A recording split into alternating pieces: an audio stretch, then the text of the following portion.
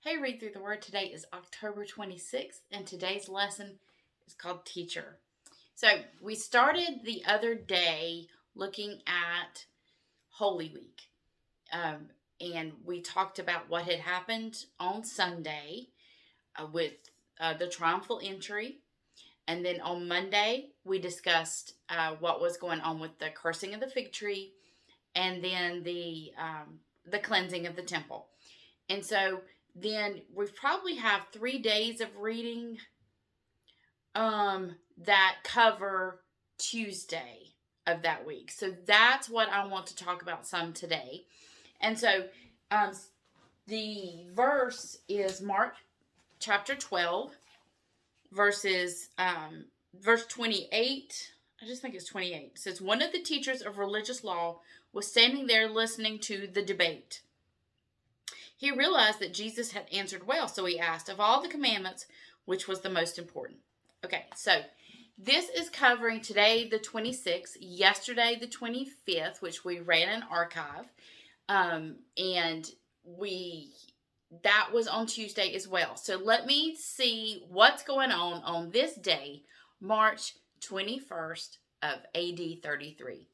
March 31st. Did I say that? March 31st. So this is Holy Week. We're talking about what happens on Tuesday of Holy Week, which would have been March 31st of AD 33. So, this is 3 days before the crucifixion. Everything, so we need to put it in context of what has been going on.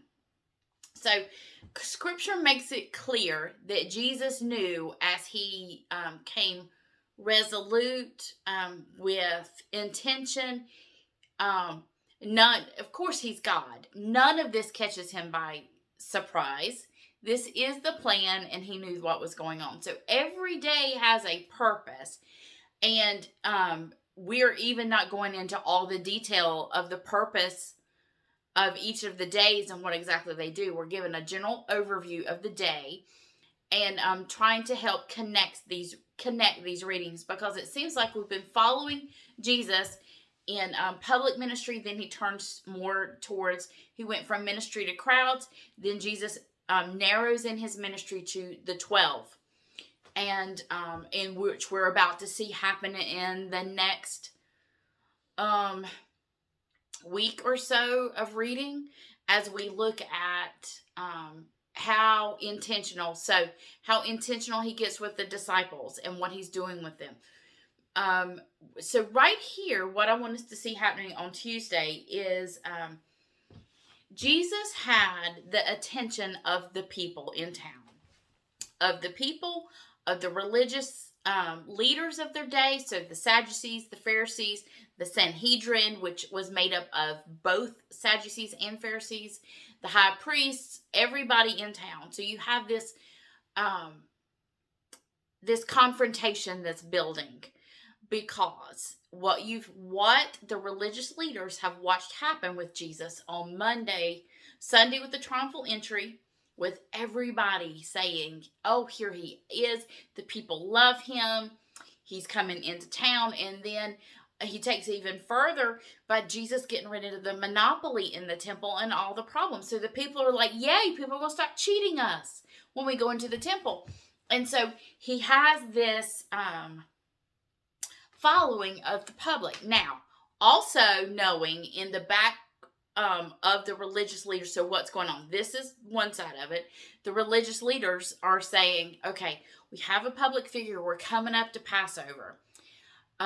We can't let him get too much attention during this time, because as always, here's what they want to keep Rome happy. Roman occupation of Judea in the time is they basically leave the religious leaders, the Sanhedrin, the high priests, they leave everybody alone as long as everything's going okay, and they let them run things.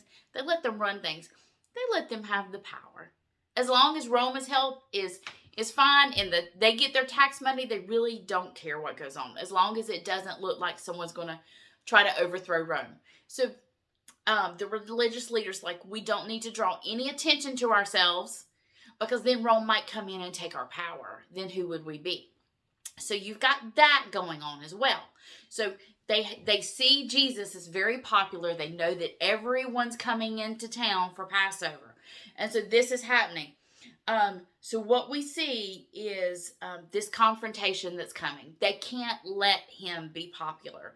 They can't. So they're like, okay, if we can do this quietly, by stealth, is what they say. By stealth, we're going to take Jesus down. Like, we're going to make him less in the eyes of his people. So Jesus walks into the temple on that Tuesday, walks past the withered fig tree, and goes, as he's coming out of Bethany, remember, he goes back to Bethany at night, comes back in again, and this day will be spent in the temple. And so our readings, it's like all of a sudden we've been following this story of what's happening with Jesus, and then it's teaching. Yes, this is all that Tuesday in the temple. So Jesus covers so many different topics. Why? Okay, remember, there's two things going on here. There's the religious leaders, and then those are those 12. So everything he's doing is to ready everything for the crucifixion. He knows what he's walking into. He's the one who arranged it. So he knows this, but he also knows he has these 12 that are watching absolutely everything and listening, that they know, he knows the things, the events that are about to happen that they will witness. And he teaches all of these things for their benefit as well. So when we're reading this, it's teaching about the future of Christianity, the future of the church, the future of everything, but also of the new covenant coming. The new covenant's coming, and God's going to replace law written on stone to laws written on hearts, and people will have hearts that will actually want to love him and want to obey him. So all of that's coming, and Jesus is setting the stage for everything to happen. So on that Tuesday, Jesus spends all day with these religious leaders, and you see one of the teachers. So all the teachers of the synagogues, the teachers that were always in the temple with their group of followers, they're all around, and they ask him question after question after question, and he answers and he asks. So you'll see him asking questions because he's trying to make them see that they don't quite get it, but he's also trying to let his followers, that truly the disciples, see what's going on. So they see Jesus as a threat. So every moment during this week, the leaders are watching. Jesus is a threat. He's a threat to the autonomy they had running all the money changing tables. He's a threat to the Romans. And they want to do everything secretly. So if they can take Jesus to sort of like make him disappear, so no one sees him around anymore, they don't have to deal with him. So that's what it says they try to do by stealth. But by the end of this day, we're going to see that's not going to work. So they're watching to catch him being wrong. So that's why you see all these like questions that would really have no answers. They're trying to bait him. We'll see that too. But I want you to see this. See, there is no mistake that Scripture only records the life of Jesus from his birth to when we see him be baptized. Only records him one other time. Remember when he's age 12. And where do we see him? In the temple, answering and asking questions. And so here's the thing. We don't think about this thing. But think about it. The same people he would have answered and asked questions of when he was 12 years old, 18 to 21 years before, are probably still the same ones there.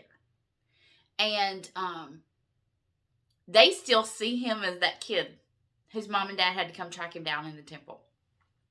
And here's this rabbi who thinks he knows everything, and he needs to be brought down a notch or two.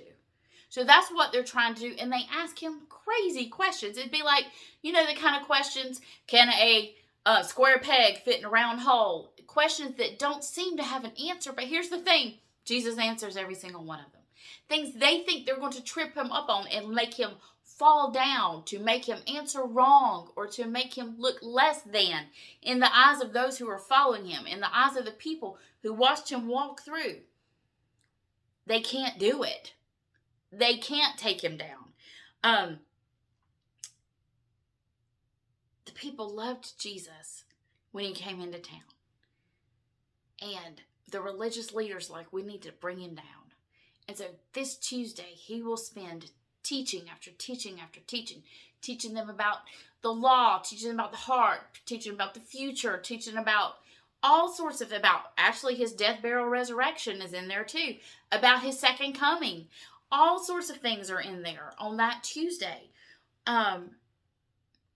As the things they sought to take him down with are the things that we have now to learn by.